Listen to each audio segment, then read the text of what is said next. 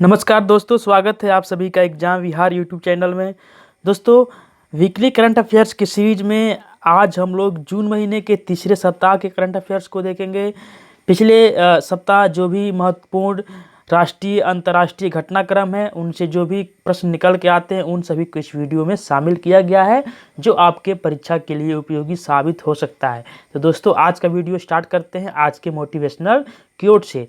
दोस्तों, यहाँ पे आप देख पा रहे हैं कि जिसने ये निश्चय कर लिया कि मुझे जीतना है, तो दुनिया की कोई भी ताकत उसे हरा नहीं सकती है। तो दोस्तों, इस मोटिवेशनल कोट के साथ आपके अंदर एक नई जोश और एक नया ऊर्जा का संचार हुआ होगा, और इसी उद्देश्य से हम इसको शामिल भी करते हैं। तो दोस्तों, आइए देखते हैं अब अगले प्रश्न को। अब यहाँ पे देखिए, सबसे पहला प्रश्न है, जून महीने के तीसरे सप्ताह के सभी करंट अफेयर्स हैं। तो जो पहला प्रश्न यहाँ पे देख पा रहे हैं कि केंद्र सरकार ने BS6 वाहनों पर किस रंग की पट्टी लगाना अनिवार्य कर दिया है। तो दोस्तों, हरा रंग की पट्टी को लगाना अनिवार्य कर दिया गया है BS6 वाहनों पे।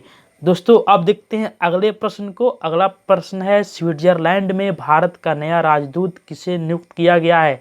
तो दोस्तों, हाल ही में मोनिका कपिल मोहता को स्विट्जरलैंड में भारत का नया राजदूत नियुक्त किया गया है। इसके बाद दोस्तों, अगला प्रश्न है, भारत कितनी बार संयुक्त राष्ट्र सुरक्षा परिषद का अस्थायी सदस्य चुना गया है। तो दोस्तों, अभी हाल ही में इसके लिए चुनाव हुआ था, और ये 8वां मौका है जब भारत संयुक्त राष्ट्र सुरक्षा परिषद का अस्थायी सदस्य चुना गया है। दोस्तों देखिए यहाँ पे कि भारत 8वीं बार संयुक्त राष्ट्र सुरक्षा परिषद का अस्थायी अध्यक्ष चुना गया है, सदस्य चुना गया है। इससे पहले भारत 1950-51 में, 1967-68 में, 1972-73 में, 1977-78 में, 84-85 में, और 1991-92 के बाद 2011-12 में भी यह जिम्मेदारी निभा चुका है। और सुरक्षा परिषद में कुल 15 देश हैं। इसमें से 5 अस्थाई यानी कि अमेरिका, रूस, फ्रांस, ब्रिटेन और चीन ये अस्थाई सदस्य हैं। इसके अलावा 10 देशों को अस्थाई सदस्यता दी जाती है, और हर 5 साल पे अस्थाई सदस्य चुने जाते हैं, जिनका कार्यकाल 2 साल का होता है।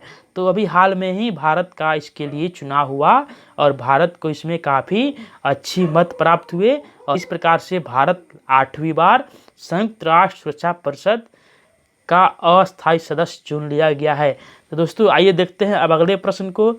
अगला प्रश्न है, हाल ही के दिनों में कौन कौन से क्षेत्र को लेकर भारत नेपाल के बीच विवाद चर्चा में रहा है। तो दोस्तों, आपने बिल्कुल चर्चा में देखा होगा कि लिपुलेख जो कि उत्तराखंड क्षेत्र में पड़ता है, इसके अलावा काला पानी और लिम्पियाधुरा, ये 3 क्षेत्र हैं जो कि भारत और नेपाल के बीच में सीमा विवाद के कारण चर्चा में रहे हैं। तो दोस्तों, इनको आपको ध्यान रखना है। लिपुलेख, काला पानी और लिम्पियाधुरा, ये जो क्षेत्र हैं, ये भारत और नेपाल के बीच चर्चा में रहे हैं, क्योंकि नेपाल की जो सरकार है उसने इन तीनों क्षेत्रों को अपने नक्शा में इसको दिखाया है, और इसके लिए उन्होंने अपने संसद भवन में इसके लिए इसको पारित भी कर दिया है। तो दोस्तों, इसको आप ध्यान रखना। आगे देखते हैं दोस्तों, अगला प्रश्न है, रेटिंग एजेंसी फिच ने वर्ष 2021-22 में भारत का GDP ग्रोथ रेट कितना रहने का अनुमान लगाया है। तो दोस्तों, ये जो रेटिंग एजेंसी ये फिच है, इसने GDP ग्रोथ रेट भारत का आने वाले 21-22 वर्ष में 9.5% रहने का अनुमान लगाया है। दोस्तों, अब देखते हैं अगले प्रश्न को।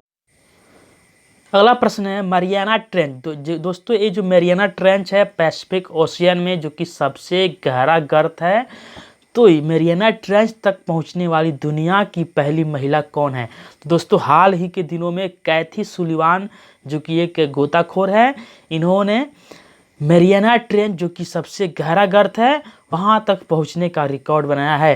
तो दोस्तों, इस प्रकार कैथी सुलिवान वह पहली महिला है दुनिया की जिसने दुनिया का सबसे गहरा गर्त तक जाने में सफलता प्राप्त की है। अब दोस्तों, देखते हैं अगले प्रश्न को।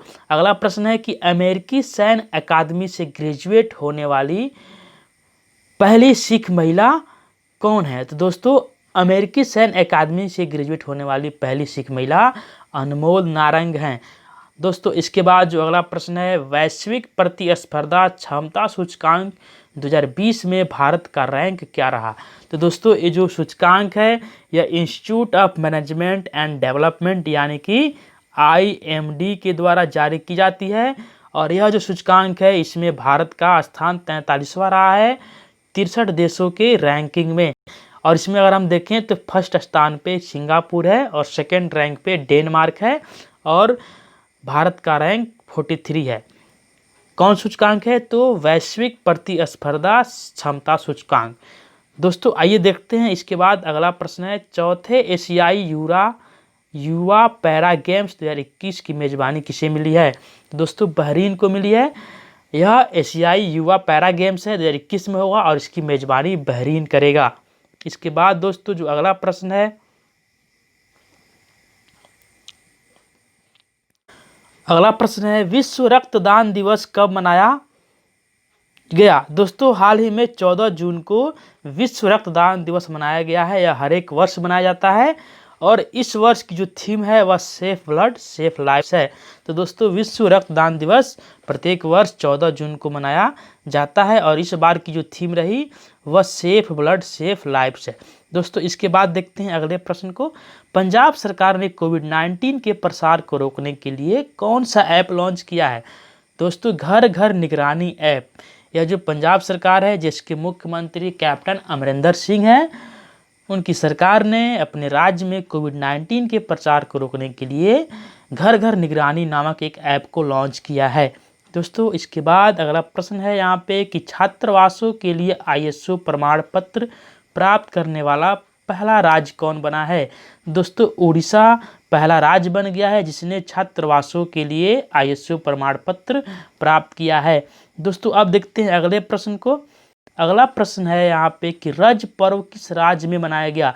दोस्तों ये जो रज पर्व है ये उड़ीसा में मनाया जाता है और अभी 14 जून को उड़ीसा में मनाया गया है और यह जो पर्व है यह वर्षा के आगमन पे मनाया जाता है।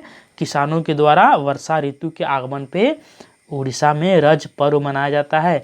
दोस्तों अब देखते हैं अगले प्रश्न को। अगला प्रश्न है, मनरेगा के तहत सबसे ज़्यादा रोजगार देने वाला राज्य कौन है? दोस्तों अभी हाल ही में इस रिपोर्ट के अनुसार उत्तर प्रदेश जो सरकार है यह मनरेगा के तहत सबसे ज़्यादा रोजगार देने वाला राज्य बन गया है। इसके बाद दोस्तों अगला प्रश्न है, पुणे रेलवे स्टेशन ने यात्रियों की थर्मल स्क्रीनिंग के लिए कौन सा रोबोट लॉन्च किया है? तो दोस्तों कोविड-19 के प्रसार और जांच के लिए जो थर्मल स्क्रीनिंग की जाती है इसके लिए पुणे रेलवे स्टेशन ने एक रोबोट को लॉन्च किया है और उस रोबोट का नाम है कैप्टन अर्जुन। दोस्तों अब देखते हैं अगले प्रश्न को। अगला प्रश्न है, कोविड-19 की जांच के लिए देश का पहला मोबाइल लैब किसके द्वारा लॉन्च किया गया?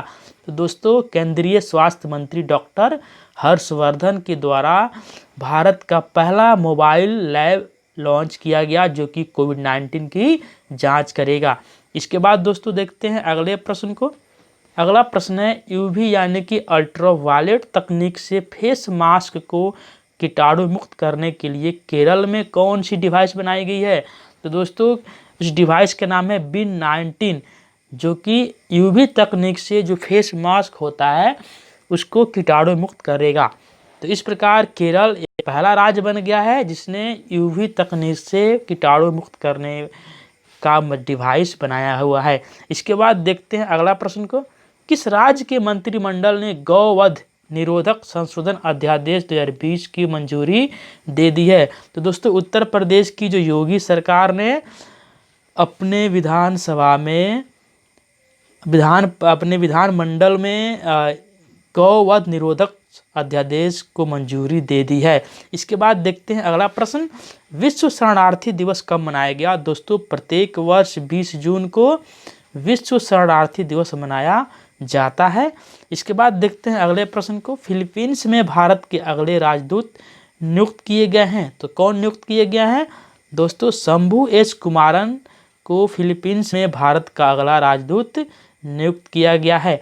इसके बाद दोस्तों अगला जो प्रश्न है, असम सरकार ने किस एथलीट का नाम खेल रत्न के लिए खेल मंत्रालय को भेजा है?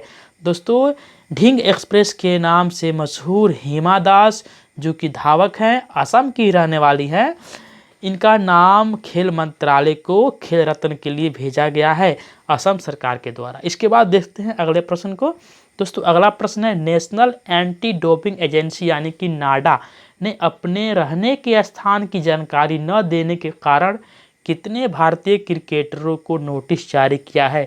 तो दोस्तों 5 क्रिकेटरों को नोटिस जारी किया गया है, क्योंकि इन क्रिकेटरों ने अपने रहने के स्थान के बारे में जानकारी नहीं दी है। तो दोस्तों आपको ये जानना होगा कि क्रिकेटरों को, खिलाड़ियों को अपने रहने के स्थान के बारे में भी जानकारी देनी पड़ती है अथवा उनको नोटिस जारी किया जा सकता है। दोस्तों आइए देखते हैं अगले प्रश्न को। अगला प्रश्न है, विश्व बुजुर्ग दुर्व्यवहार रोकथाम जागरूकता दिवस कब मनाया गया? दोस्तों बुजुर्गों के साथ होने वाले दुर्व्यवहार की रोकथाम के लिए, जागरूकता बढ़ाने के लिए यह दिवस मनाया जाता है। प्रत्येक वर्ष 15 जून को यह दिवस मनाया जाता है। इसके बाद देखते हैं दोस्तों अगला प्रश्न यहाँ पे कि गुजरात में जो गिर जंगल है, गिर फॉरेस्ट में पाए जाने वाले एशियाटिक लायंस यानी कि एशियाई शेरों की संख्या बढ़कर कितनी हो गई है?